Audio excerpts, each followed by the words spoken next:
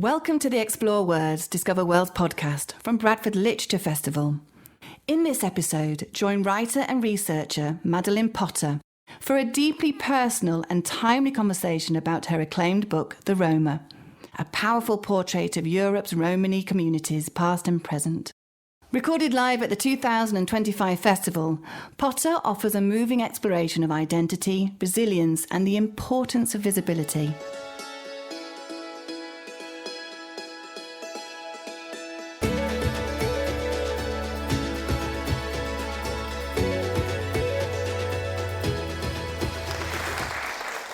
Welcome everybody to Bradford Literature Festival. Thank you to the organisers, to all of you, to the city for welcoming us here. This afternoon we have with us, lucky for us, Madeline Potter. Maddie grew up in post-communist Romania. She now lives in Scotland and is a scholar of 19th century literature at the University of Edinburgh, having earned her PhD from the University of York in 2022. And this is a proof copy. The beautiful finished copy is there, is The Roma, a travelling history, which is Maddie's debut book, which we're here to talk about today. Before we do, I'd like to read some quotes about this book from early readers and reviewers, which I can vouch for the accuracy of. An exhilarating history of resistance and survival of a people who have refused to be defined by their persecutions. That's from The Observer. It's also been called a book that will inspire and inform, a brilliant and vital exploration, heartbreaking and hopeful, wise and beautiful, epic in scale and ambition, fascinating, dark and surprising. Bidisha has praised its rigour, its love for heritage, and calls it evocative and intriguing, to be treasured.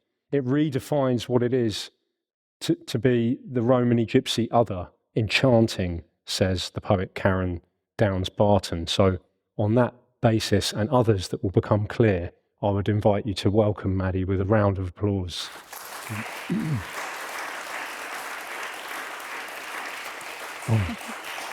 Thank you so much, Damian, for that lovely introduction, and thank you everyone for being here. It's a real pleasure to take part, and I want to thank the organisers and thank the city of Bradford and everybody who's come here today.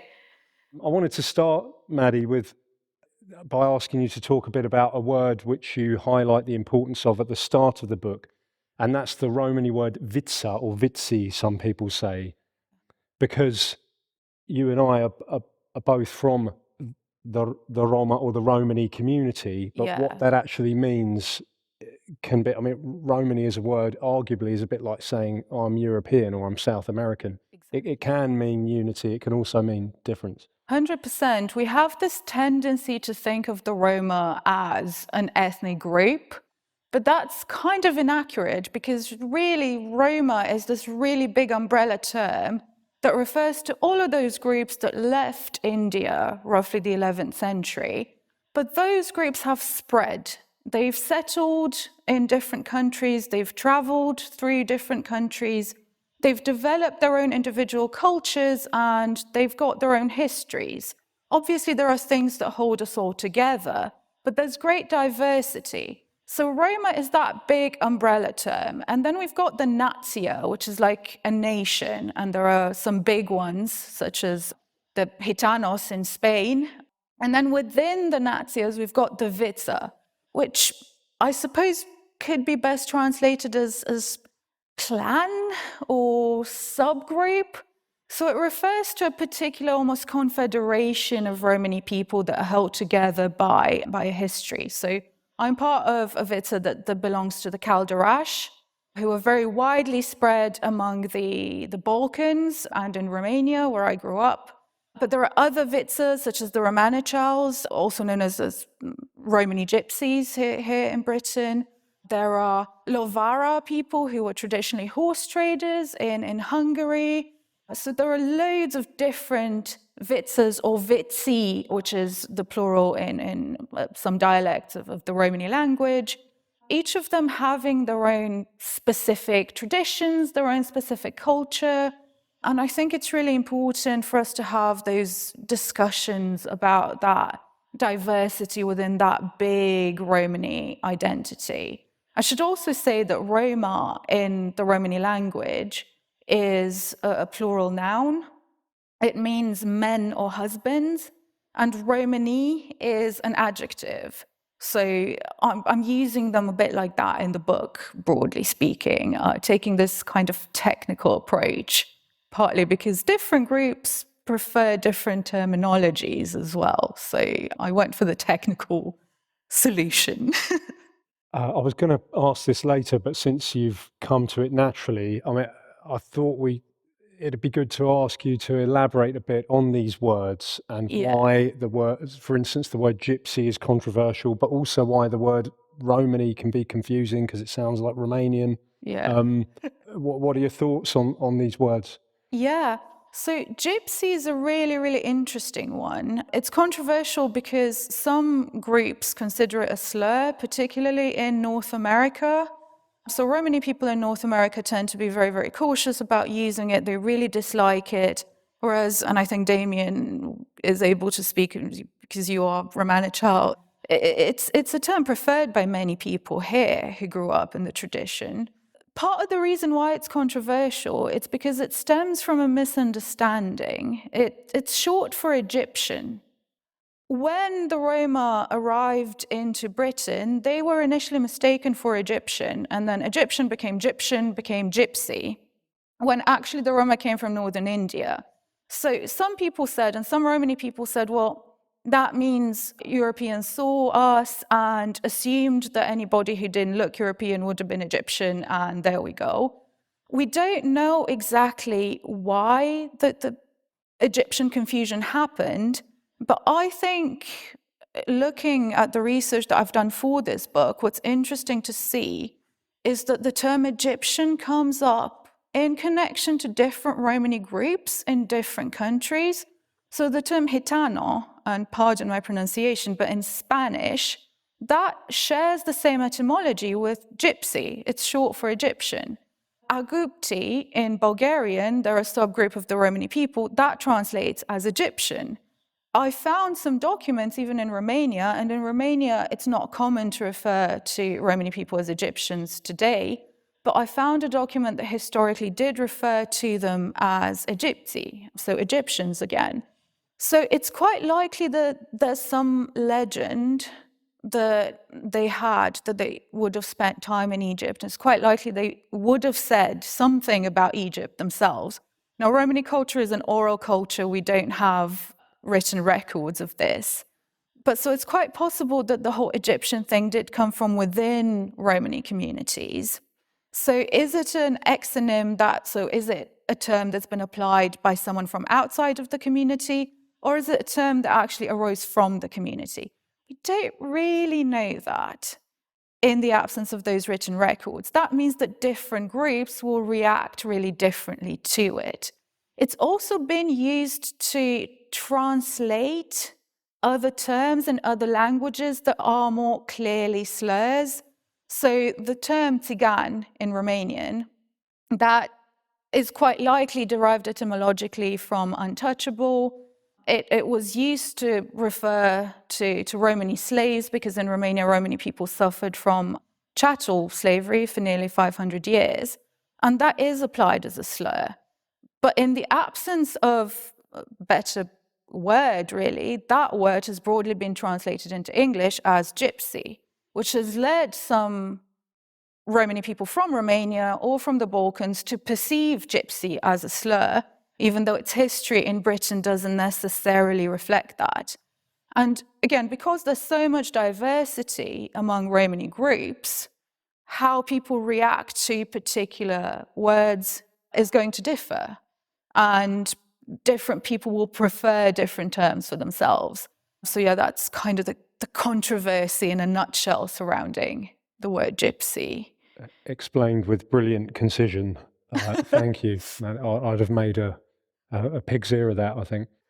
This book, I think it's important to say, is part of something which really exciting, which is happening in literature in English, I think, which is that people are creating new genres, really, out of blending genre. And I hope that you might agree that that's a fitting thing to say about it, because in here you have history, you have memoir, you have travelogue, you have historiography. So you're telling history, but also reflecting on the way that history has been told.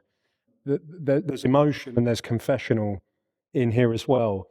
Is that something that came to you naturally as a sort of formal approach, or did you sort of think about that in a structured planning way before you went about it? Yeah, and I fully agree that it's very hybrid. I mean, when I went to Hatchard's in London to do a stock signing, they were very, very confused, and they asked me, what category? Do we put it in European history?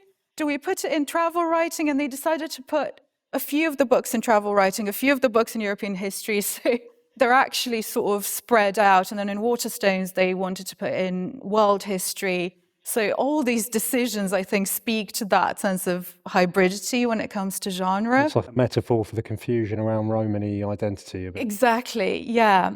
I think the approach was very clear to me from the start, because we've had some books, so we've had books written about Romani history from what I would call a Gajo perspective. Gajo, in a dialect of the Romani language, means someone who's non-Romani. And we've had brilliantly researched books on the topic, still written from an outsider's perspective.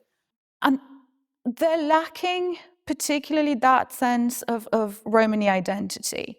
We do have records of Romani people arriving into Europe.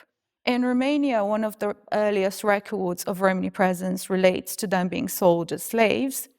But we can absolutely trace the migration, the timeline of the movements of Romani people all the way from India through to Britain and even North America by looking at these records.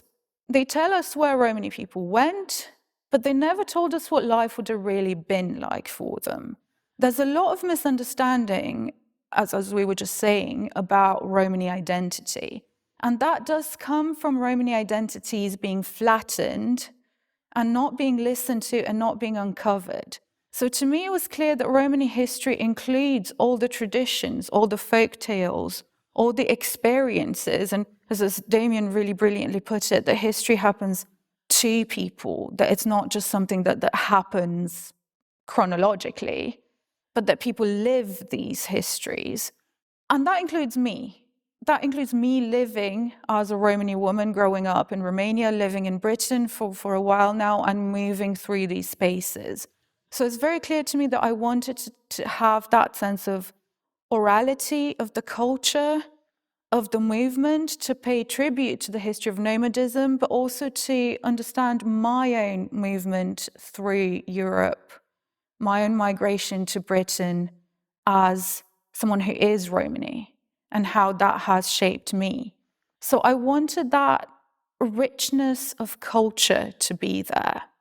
So I wanted to humanize these dates, these chronicles.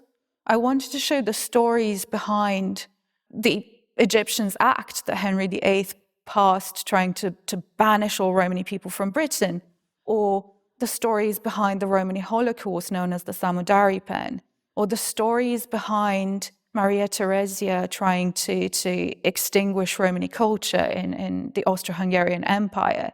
I wanted to show what life would have been like for Romani people through reconstructing this sense of Romani identity.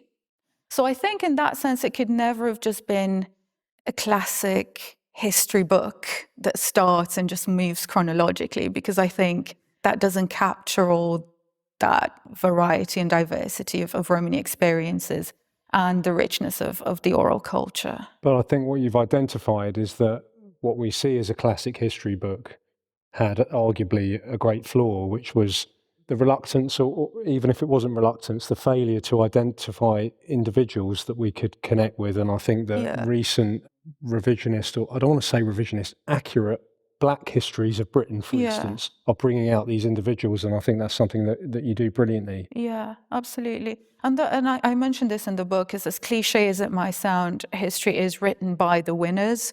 History has a perspective. We take history at face value because we read that this happened in 1865. But we forget that history is often about interpretation, that we're given a particular version of history that then is presented as objective. Yeah. You mentioned the Holocaust, or samudaripe, some people call it the all-killing. Another word for it that you explain in here is poraimos, or devouring. Devouring, yeah. And I wondered if you could talk about that a little bit, but perhaps with reference to how slow the recognition of it has been and the way that memorials to the Romani Holocaust are being treated and have been treated. Yeah, so the Roma and Sinti, and I'm going to go briefly to the question that we began with. The Sinti are a subgroup of the Romani people who are speculated to have come from the province of Sindh in India. They prefer the term Sinti to refer to themselves, but on a technical level, they are still part of those people who left India as part of the same migration. So technically, they are part of the Romani people. But because they prefer the term Sinti for themselves, in Germany, the official terminology is Roma and Sinti. So the Roma and Sinti were the other group, apart from the Jewish population, who were targeted by the Nazis for the final solution, for ultimate extinction. My own family, some members of my own family, perished in the Samudari pen. But recognition has been incredibly slow. There were no Roma and Sinti witnesses called to testify the trials. There were voices in the 1950s that were saying, don't believe the gypsies, they're always lying. So the witness was being called into question. I also did mention that we have an oral culture, which meant that that culture of bearing witness in the written form wasn't really there. In fact, actually, Romani writing can be said to have really, really emerged in the aftermath of that, with some testimonies, such as by, say, a Stoica or Otto Rosenberg, who survived it.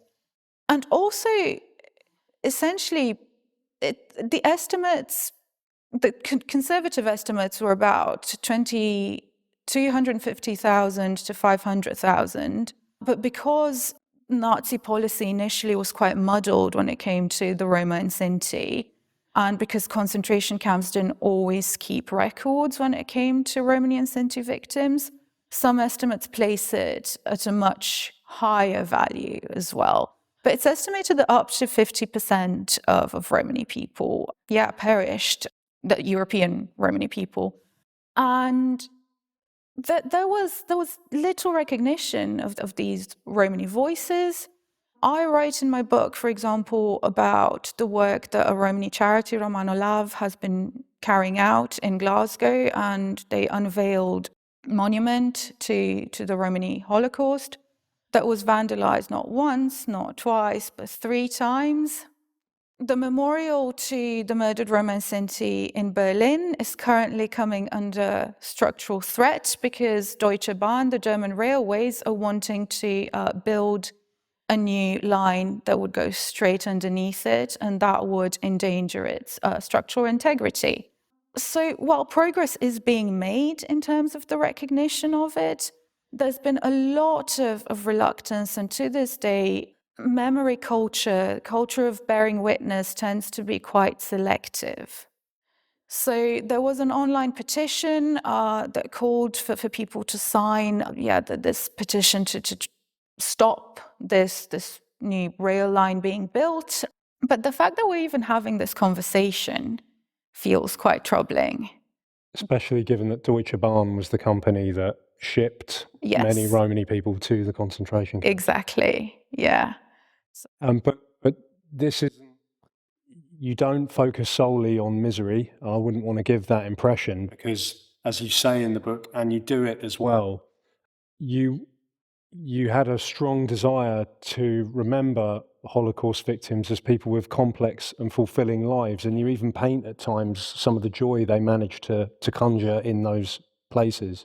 Yeah, absolutely. Obviously, and that was one discovery that I had while I was researching this book, that one thing that really holds all these Vitsi together is the sense of celebration of the culture. And that was something that I was very keen to bring out, because obviously Romani history is a history that has been very, very much marked by racism, marginalization, genocide, enslavement, and I could go on. But we still are here, and Romani people have always had this flair for celebration, for joy. When I launched my book at the Roma Cultural Centre in Glasgow, we had a playlist full of Romani music, and it was an unusual book launch from that point of view. But we had to have that because the communities always love to get together, to tell stories, to laugh, to boast a little bit about everything. And that was something that was happening even in Auschwitz, right? And that's something that other eyewitnesses found a little bit disturbing. So we have, for example, a written account from a Jewish doctor who was forced to work in the Zigeunerlager, so the gypsy camp, for lack of a better translation, where she was observing the Romani prisoners basically joking and boasting about their wealth from before the camps. And she found that really baffling. And I can see why. I can try to put myself in an outsider's perspective and understand that would seem baffling.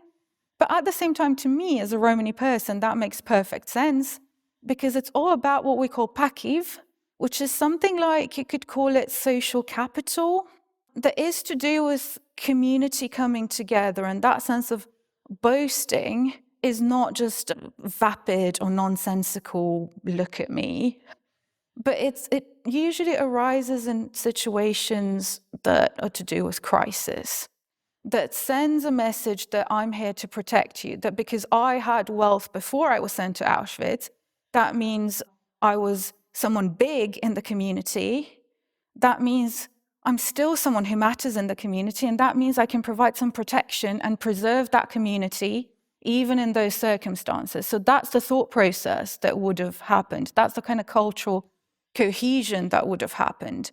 And one of the issues with the Romani genocide, the Samudaripa and the Paraimos, being so marginalized in discourse is not only to do with, obviously, with reparations, obviously to do with the memorials, but also to do with cultural specificity when it comes to these experiences. And I think that's really important. So I think those ways of resisting culturally, of surviving it culturally, of preserving what's called Romani pen, which is Romani-ness, I guess you'd best translate it.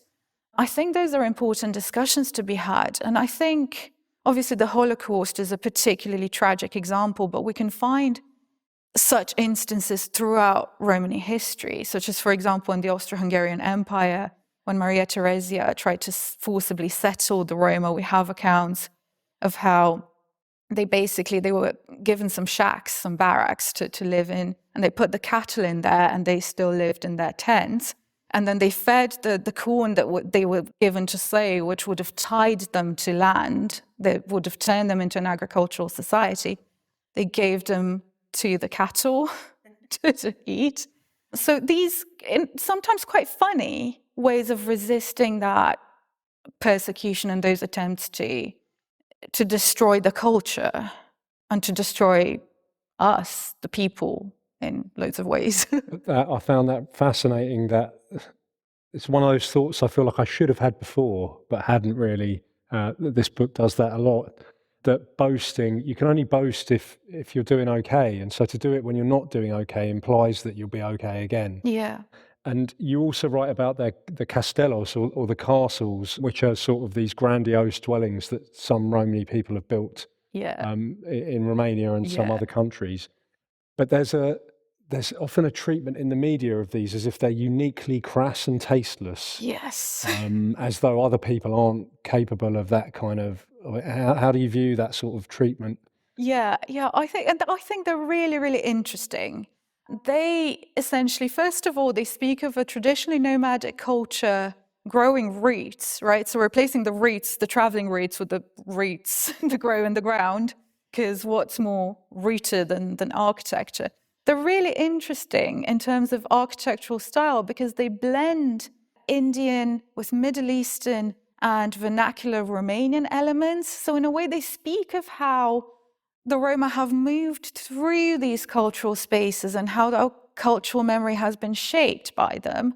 And yes, they are very opulent because Romani culture does value those displays of opulence, those displays of aesthetics. But they have been treated in the media in Romania with utter contempt. They ruin the architectural landscape, they're very tacky. There were speculations that people don't even live in them, that there's this stereotype about Romani people being dirty, which actually, if you grow up in a traditional Romani community, you know how absolutely precise we are about cleanliness and purity laws. So they were speculating that they were just building these palaces, but then living in filth outside of them. So there's this kind of cultural contempt when it comes to Romani ways of cultural expression.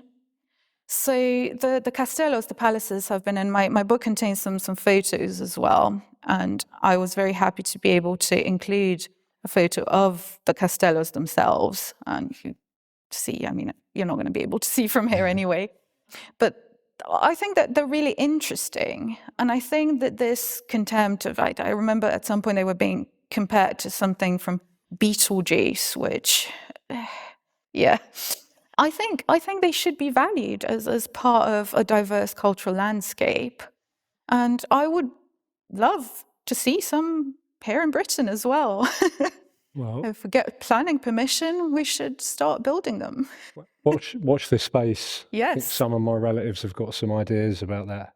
But you mentioned Great. There's a blend in some of these buildings of styles of architecture that link the East and the West, if you like, or the subcontinent with Europe. And I wanted to ask you about, because I think this comes across powerfully in this book, as it must, about how the history of racialization, colorism, division in Europe actually prevents people from seeing their common history and the ways in which they overlap culturally. And it really complicates how we're able to feel about our home countries at times. Yeah, and I write in my book, I have a very, very complicated relationship with Romania, partly because growing up there, I suffered from a lot of racism. I suffered from a lot of marginalization. I suffered from police violence while reading in the park, and this is something I write about in the book. I was approached by a policeman who asked me what I was doing. I said, I'm reading. You people don't read, so what are you actually doing? And he proceeds to assault me physically. And just a lot of existing as a Romani person in Romania, and racism against Romani people tends to be very, very vicious in Eastern Europe to this day. Do you think people are aware of that outside of those countries, really, like how embedded it is, and how you'll be presumed to be Roma if you look Roma and you're not, as well as a foreign visitor? Absolutely. I've seen British Indians and British Pakistanis being mistaken for Roma in Bucharest and suffering racial abuse by being called gypsies. So anybody of a slightly darker complexion is presumed to be Roma, sometimes rightly, sometimes wrongly.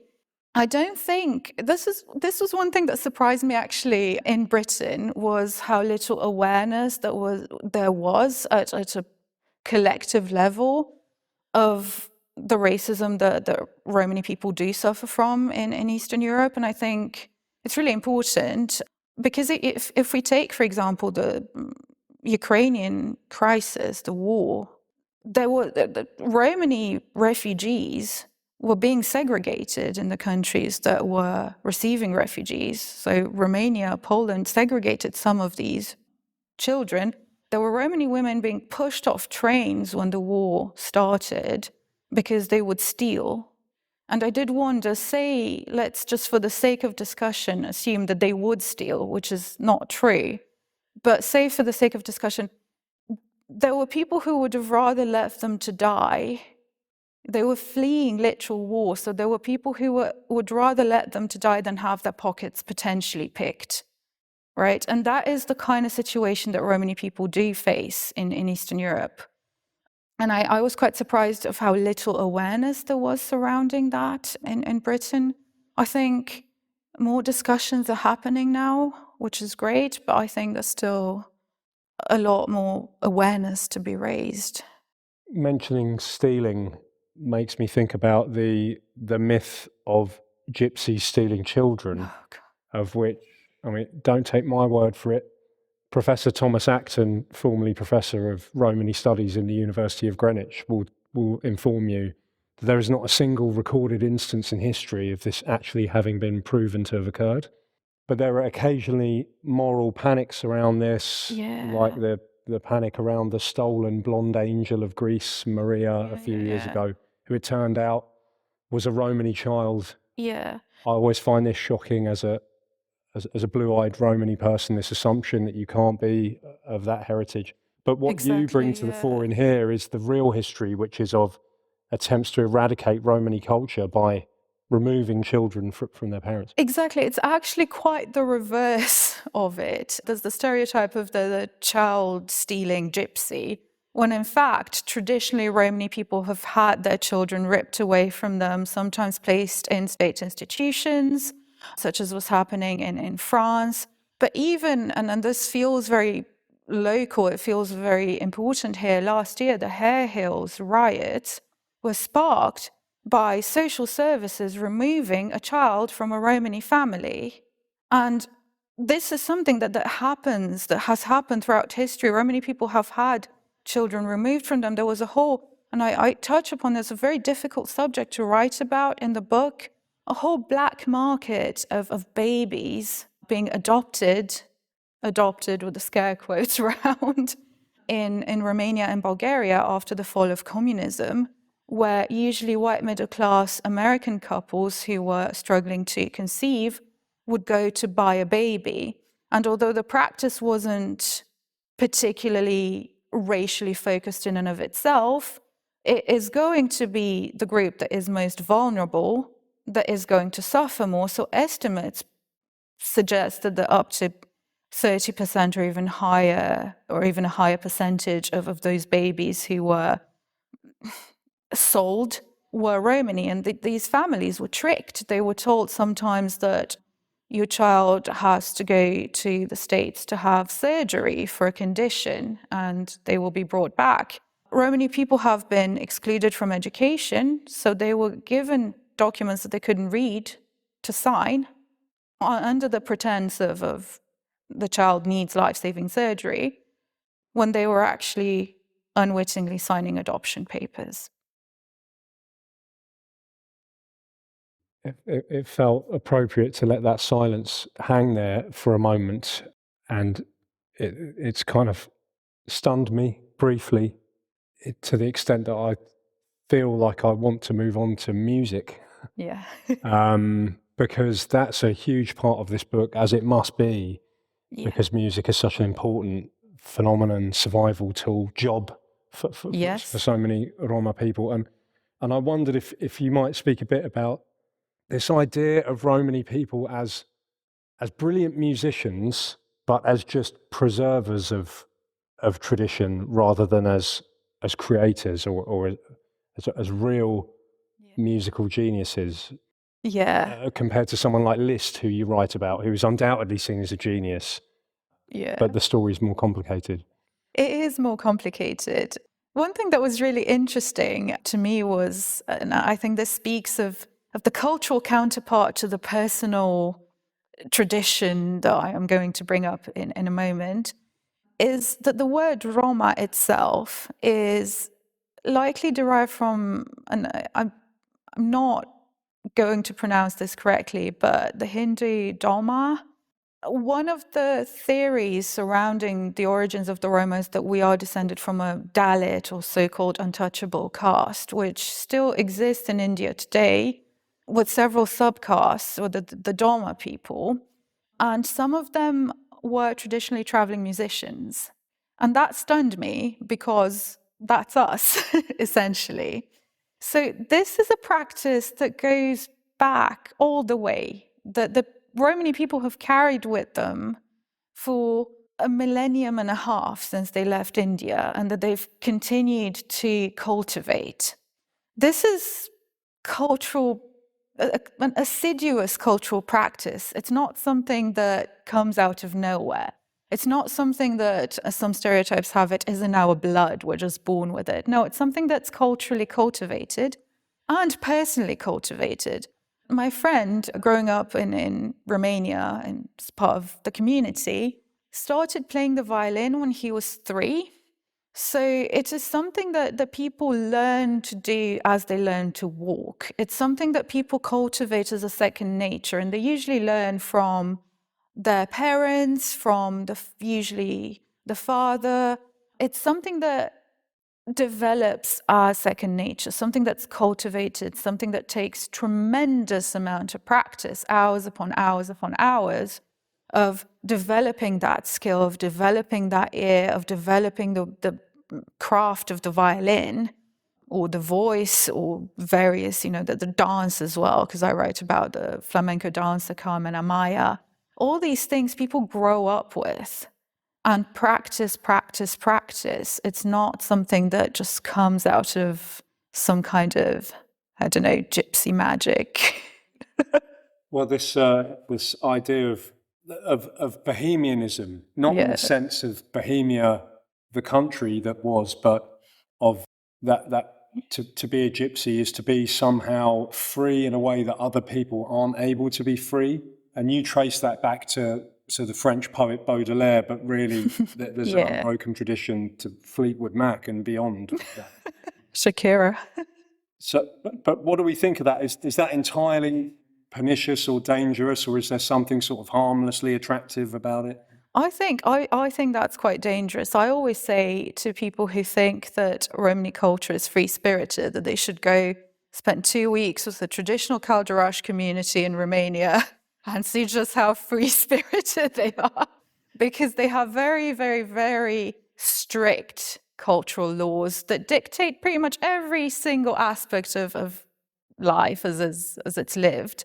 And often nomadism, and it's a beautiful tradition. In my community, Romanian communities were forcibly settled. So I didn't grow up with the nomadic lifestyle or with any real memories of it. And it's something that I have felt I culturally mourn. But at the same time, nomadism is not easy, right? If you look into these accounts, there were Romani rights activists who were begging to be settled because life on the road is difficult. It's exposing. What do you do in the winter in Scotland, for example? But in Sweden, for example, as well, there's a considerable Romani presence in Scandinavia.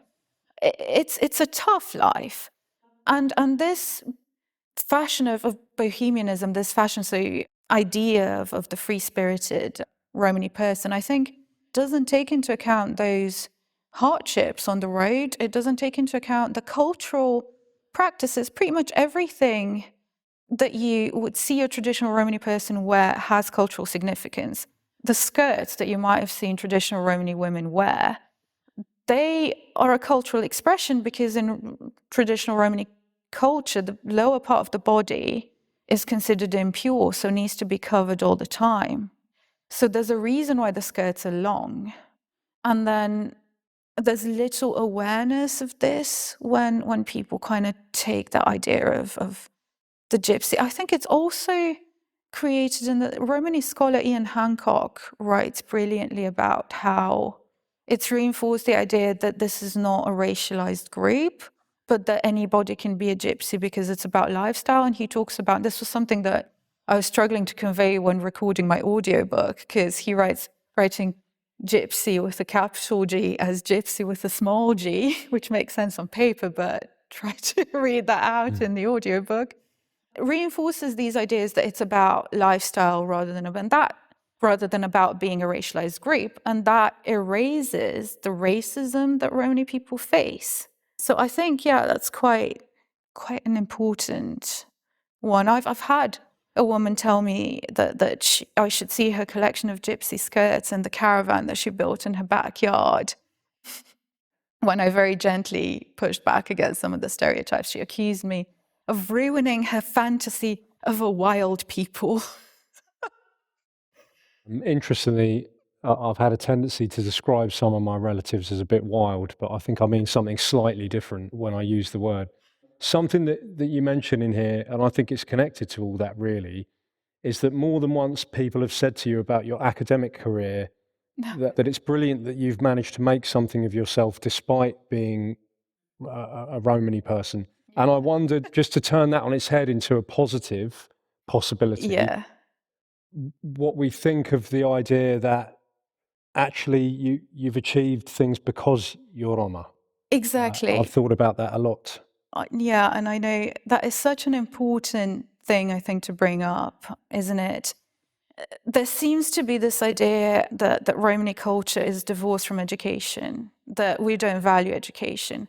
But all those folk tales, all that musical culture, everything, the folklore, that's education. It's just oral education. It's not the same type of education that people know, broadly speaking. So the idea that I've managed to get a PhD despite being Roma, to me, is ridiculous, because I think, what would better prepare you for a PhD in literature than growing up with storytelling, right? What would better prepare you to teach than reading out loud to members of my community and trying to explain what I made of those stories to the younger ones?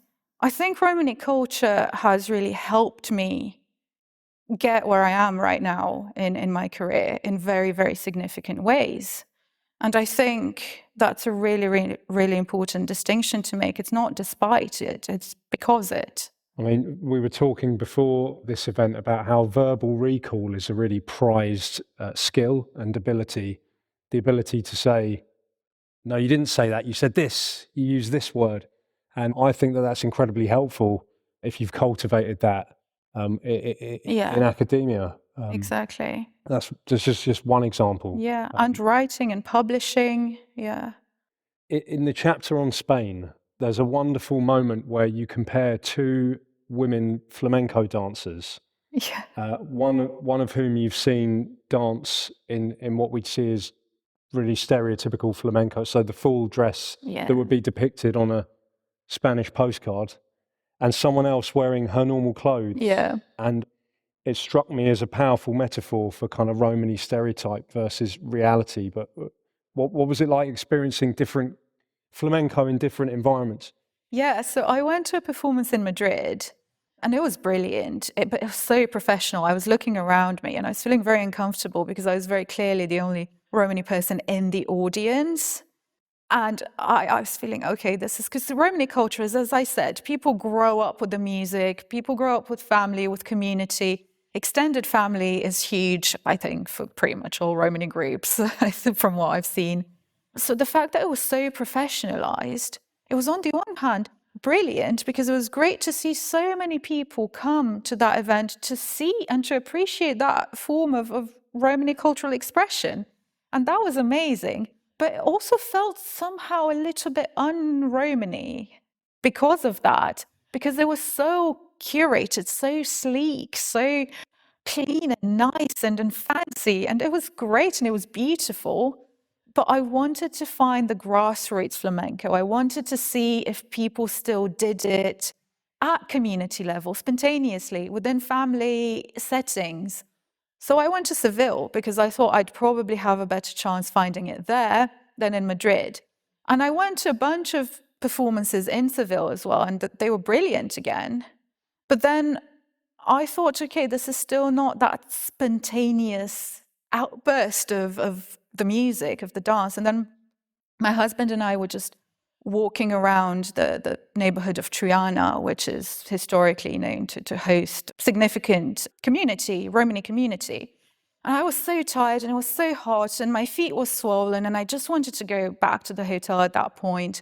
And then we randomly walked into a bar because we heard some music, and there it was. There were two Romani men just strumming. One of them was just on the guitar, the other one was singing. And then the woman who was working behind the bar started dancing, and she was just wearing her day-to-day unassuming clothes. She was at work, and then she started dancing, and then she brought me to dance as well. She just moved some tables out of the way to create a dance floor. And that was it. It was not curated. It was not, I don't think it was not that professionalized, amazing experience, but it was that community setting. It was them just being there and doing it while sipping on a sangria, and that was brilliant. Flamenco is, I don't want to call it a stereotype, it's a powerful totemic culture and image of Romani people, but obviously unites them as well with North African culture, with Mediterranean culture, the Ladino Jewish culture of Spain as well, and Spanish culture. We've talked about child stealing being a complete myth, which it is, but something that isn't a myth but is a powerful image is that of the Romani fortune teller. Yeah. And this is a practice which for a lot of people is their occupation. Yeah. It's still banned in most states of the United States under old witchcraft laws. I think one of them's just been repealed very recently, but yeah. But I wondered if you might talk a bit about fortune telling and what it means really to us. Yeah, and it's again one of those stereotypes that, and my academic work tends to be in Gothic literature, so the texts that I read and teach and write about are often riddled with these sort of famous one. Wuthering Heights, Heathcliff, who's described as a gypsy, is also described as the son of the fortune teller. So just shove that in there. So yes, it is a stereotype in terms of it being associated with this old gypsy hag just throwing a curse upon anybody unfortunate enough to cross her path, which again, I think that is caricaturing a real cultural practice. Fortune telling is still very much practiced among traditional Romani communities. There are various ways. So there's palmistry. There's in Romania, some communities use a little, it's like a shell that you look into and you read it. Also cartomancy, so tarot, but also other types of card reading. But they do go back to Vedic astrology, and they do go back to, again, these things are quite important because they're passed down the family line. There's no such thing as Romani fortune telling. Not only do they differ from Vitsa to Vitsa, they often differ from family to family. Yeah. So there's this thing called bloodline practice. And the secrets are supposed to be inherited, usually on a maternal line, not always, not exclusively, but usually like that. And it's also become a really important symbol for Romani feminism today, where Romani women reclaim that stereotype to feel empowered and to create spaces where women can come together and forge this space of articulating what Romani feminism is, which is a whole different discussion, I think. But well, could we briefly, before I open to the floor for some questions, I did think it was an important question to ask you, Maddie, given your position, what you've written about, what you make of the balance between the growth, the very essential, urgent growth of Romani feminism over against the media appetite to jump on anything they can accuse Romani people of. One of those things being, it's a sexist culture as well. How do you approach those ideas? Yeah, I think it's important to acknowledge the challenges, but push against the stereotypes. I don't think so. Often young Romani girls presented with an either-or choice. You either give up your culture, or there's going to be no space for you in the mainstream educational system, or so on and so forth. Whereas I think we should be celebrating Romani culture, celebrating the folk tales, the traditions that we have, while also creating public ways for Romani women. And I write in my book, I want to see long, colourful skirts in lecture halls and in the parliament. So I want that tradition to be made part of public life. I got married relatively young. I got married before I started my PhD, and yet I did my PhD. And I don't think those things have to be separate from each other. I think we should, as a society, create these spaces for discussion, for understanding of the culture beyond the stereotypes, and creating spaces for young Romani women to thrive in. Amen. Are there any questions? We've got about 7 or 8 minutes. I think, and I'm sure some of you must have them.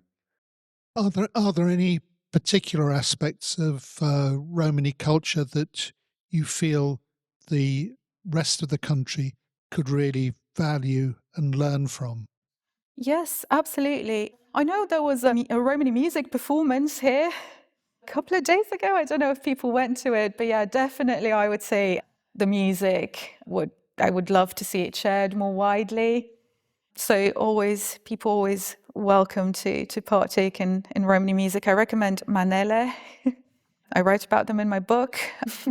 And I think it's safe to say that everybody could learn from that sense of joyfulness and celebration of us laughing. I use the metaphor of looking the devil in the eye and mocking him. I think just sense of resilience and having fun in the face of disaster. I think that's something that we should share with everyone else and that everybody else should, I think, partake in. That's what normally happens when Romani people gather. They don't normally have a really serious discussion about the Holocaust and stuff. Never. We have to do that. But yeah, absolutely. Are there any others? Yeah. Are there any cultural habits you can link back to India, or like the Indian people had a close knit where they go well stick together, close knit, and they're quite clever, crafty in handling the situation, where your community has been a bit weak in this, I think. Yeah, I mean, I think obviously because we've been traditionally nomadic and scattered, and because there's been so much marginalization and persecution, there's still clusters forming in terms of community cohesion, but also in terms of, discussing and kind of forming a closer connection with Indian communities as well. I know a few years ago there was a discussion, there was a delegation that went from, I can't remember, I think it's probably Slovakia, to India to discuss that. So it's still ongoing. The Indian government might recognize the Roma officially as diaspora and offer passports to people, because some Romani people in Europe suffer from statelessness. So these are ongoing discussions. And I think it's because if you take Romania, there was very little immigration when I was growing up. So in a way, many people were not that aware of that connection. But coming to Britain, you have discussions and you notice the cultural commonalities, and I think that's starting to grow a little bit. But I think it's an ongoing process. I hope that kind of answers the question. Are there any more questions? There's one here at the back. Hello. I'm currently working with a group of Roma women from the Czechoslovakian sort of like heritage, and it's been so great. I've been learning so much myself because I'm Pakistani, and to my shame, I didn't know much about the Roma community until I worked with them, and learning, sort of hearing some of the Roma words as well. There's a lot in common. Yeah. So it's been a big learning curve. So thank you for being here and sharing a bit more. Thank you so much. I'm so glad to hear that. Yeah, so I really liked your differentiation of like Roma, Romani, and I was just wondering, what's the word for like the language? Is it Romanes? Romanes, Okay. yeah. Just double checking. So Romanes is the word for the language in the language, whereas in English you can just say Romani as the Romani language. Yeah, it's been a blast just learning about that language and trying to translate it into Czech, because that's the closest they can show me how to pronounce it. Yeah. And there's so many different dialects. I mean, yeah. Yeah, I heard it got, my friend Angela, she said, oh, what I speak is like Shakespeare. So she's really proud of speaking. But the rest of the group can't. And that's quite interesting for me as well. Yeah, no, absolutely. And that's brilliant. I'm so glad to hear of that experience. Thank you for sharing. I believe time has been called on questions. There's another event coming hot on the heels of this one. I would like to say, I feel symbolically it would be nice to say something in Romanes to Maddie. So, Maddie, mi ripen, nice to tire laci lava, shukar lava. Nice to thank you everyone for coming to talk.